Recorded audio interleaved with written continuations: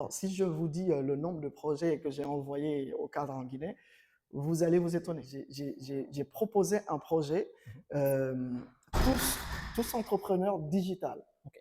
Le projet, je l'avais proposé au ministère de l'Éducation, à partir du lycée, qu'on instaure, qu'on mette en place une matière qui pourrait apprendre à la jeunesse euh, à entreprendre. J'ai Mhm. proposé un projet, un jeune mentor, c'est que quand vous êtes à l'université ou à l'école, vous n'avez pas Nous forcément. sommes avec Mamadou Bachibari, en tout cas un jeune Guinéen vivant à Paris, exactement. On va parler de la diaspora guinéenne à partir du moment où vous vivez à l'étranger. Alors, quel rôle de la diaspora guinéenne peut-elle jouer dans le développement de la Guinée? La diaspora a un très grand rôle à jouer dans le développement de tout pays. Ok. Voilà, ce que la diaspora peut faire, c'est déjà d'envoyer des zones positives, Ok.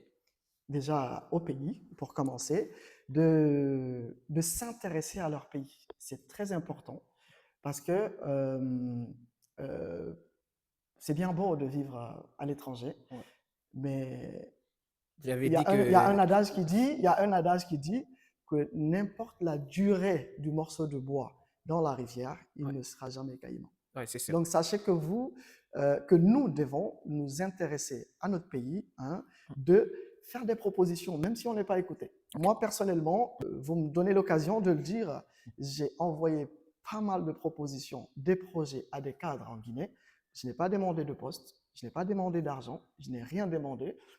C'était ma façon de contribuer. Ok. Est-ce que ça Je, aboutit? bah, déjà, il faut qu'on te réponde. Ok. Est-ce que vous avez eu des réponses? Aucune. Aucune pour l'instant. Alors, je vous explique. J'ai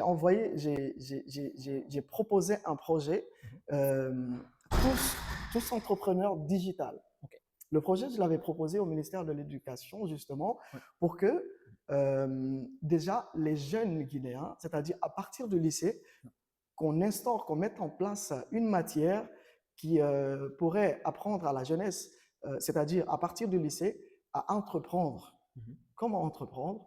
Comment, disons, appréhender, donc apprendre le digital. C'est-à-dire, on va tous aujourd'hui sur Internet. Ouais. Mais comment utiliser Internet à bon escient? Ouais. C'est-à-dire, C'est là le problème. voilà, comment je peux utiliser Internet pour apprendre? Mhm. Parce qu'il y a des MOOC aujourd'hui à travers le monde. Il y a des MOOC il y a des formations qui permettent aujourd'hui aux jeunes d'avoir les mêmes diplômes que quelqu'un qui a étudié à Harvard. Il y a il y a des formations. Internet, c'est une mine, Ouais. mais savoir l'utiliser. Donc, excusez-moi, à partir du lycée, dès le lycée, tu as la possibilité d'utiliser, tu sais comment utiliser l'IA Ouais. pour, soit pour coder, soit pour faire des recherches, soit, en fait, c'est de créer, d'impulser une dynamique dans la tête de nos frères, dans les écoles, pour éviter justement de se retrouver, parce que vous savez souvent, quand on n'a pas le bac une fois, on l'a essayé une fois, on a essayé deux fois, le plus souvent la troisième fois, on arrête. Ouais, c'est ça. On arrête Ouais, ouais. et qu'est-ce qui se passe? On se retrouve, disons, dans l'informel. Et qu'est-ce qu'il faut faire à ce moment-là? Si on n'a pas été formé, comment entreprendre? Comment faire des recherches sur Internet? Bon, je pense que ce projet aurait aidé les jeunes, aurait aidé nos jeunes. Et j'ai proposé un autre projet, dites-vous bien. J'ai envoyé un projet à un des cadres, c'est Simandou Academy Knowledge. J'ai envoyé un cadre.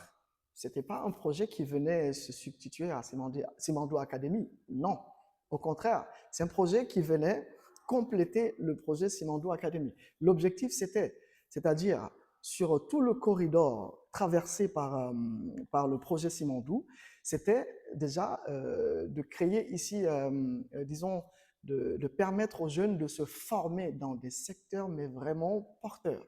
C'est-à-dire de partager les expériences avec ceux qui y travaillent déjà. Parce que dites-vous bien qu'aujourd'hui, il y a les grandes entreprises minières aujourd'hui, si vous prenez la majeure partie des postes, c'est-à-dire, enfin, moi je travaille dans le recrutement, donc la majeure partie des postes, enfin, des postes qui sont publiés, ce qui se passe, c'est qu'ils sont obligés d'aller recruter à l'étranger. Donc d'aller recruter des étrangers pour venir travailler dans notre pays alors que les mines se trouvent chez nous. Donc l'idée, c'était d'obliger ces entreprises-là à former les jeunes et ensuite à les recruter par la suite. Pour continuer, j'ai proposé un projet, un jeune, un mentor.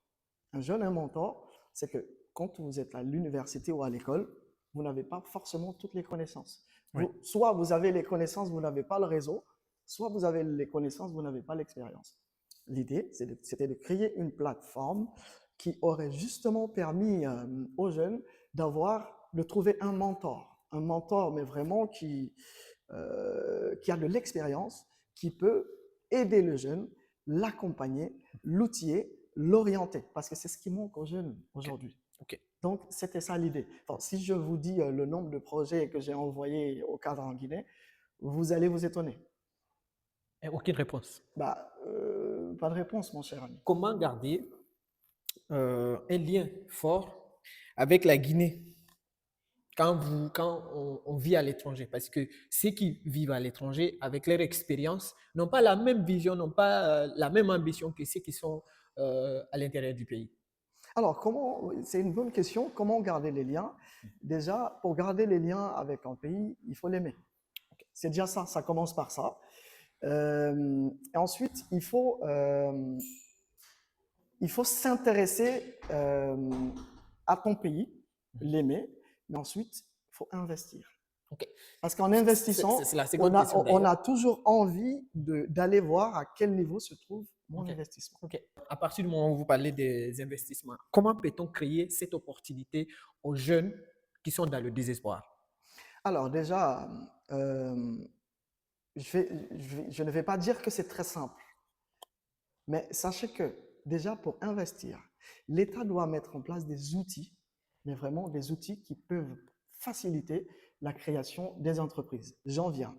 Déjà, l'État doit mettre en place une plateforme qui peut faire de la simulation, c'est-à-dire chaque jeune, c'est-à-dire répondre déjà à des questions, savoir quel est le domaine dans lequel j'ai un talent. Par la suite, faciliter les investissements, permettre aux jeunes de savoir qui peut investir, comment monter un projet. Je ne sais pas si je réponds à votre question. Comment monter un projet, vers qui aller pour demander, pour demander un financement, et par la suite, sécuriser l'investissement. Parce que c'est bien d'investir sur un projet, mais il faut savoir sécuriser l'investissement. Comment d'ores et déjà former le jeune à quelles sont les étapes à suivre et l'accompagner sur toute la ligne. J'ai accompagné des jeunes ici dans le cadre justement du développement de leur projet. C'est toute une infrastructure, c'est toute une démarche, mais c'est vraiment toute une méthode qu'il faut mettre en place pour que le projet réussisse. Vous avez l'opportunité aujourd'hui de parler directement aux jeunes Guinéens qui vivent en Guinée, pas ici. Que leur diriez-vous? Alors, je vais commencer par leur dire de croire en eux, de croire en leur potentiel, de savoir que ce pays nous appartient, c'est à nous de le développer.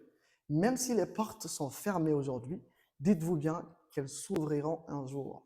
Et ce jour-là, vous verrez, la Guinée va changer de visage. Ma toute dernière question, quel est votre rêve pour la Guinée pour les 10 prochaines années? Mon rêve pour mon pays, que j'aime tant déjà, c'est de voir une Guinée unie, de voir une Guinée prospère, mais de voir une Guinée tournée vers l'avenir. Nous avons une jeunesse délaissée. Je vais vous raconter une petite anecdote. Quand j'ai obtenu ma licence en Guinée en début 2014, j'ai pris mon diplôme, je l'ai regardé. C'était le jour où je devais être le plus fier et content. Mais quand j'ai regardé ce diplôme, je l'ai regardé, je me suis dit, bon voilà, Bachir, tu l'as obtenu ton diplôme. Qu'est-ce que tu vas faire? Que faire avec tes diplômes? C'était une question que j'ai cherché à répondre. Je me suis battu. Par la grâce de Dieu, j'ai franchi pas mal d'étapes, parfois difficiles, parfois faciles, mais bon, il faut persévérer, Il faut être vraiment très résilient. Et je rêve d'une Guinée où le jeune pourra avoir son diplôme et être fier de son diplôme. Merci. Ouais. Merci d'avoir accepté cet entretien. C'est moi qui vous remercie. Et voilà, je remercie tous ceux qui verront cette vidéo. Et voilà, merci beaucoup. Mesdames et messieurs, nous avions comme invité Mohamed Bachir Bari, Guinéen résident à Paris. Merci à tous et on se retrouve à très bientôt. Merci.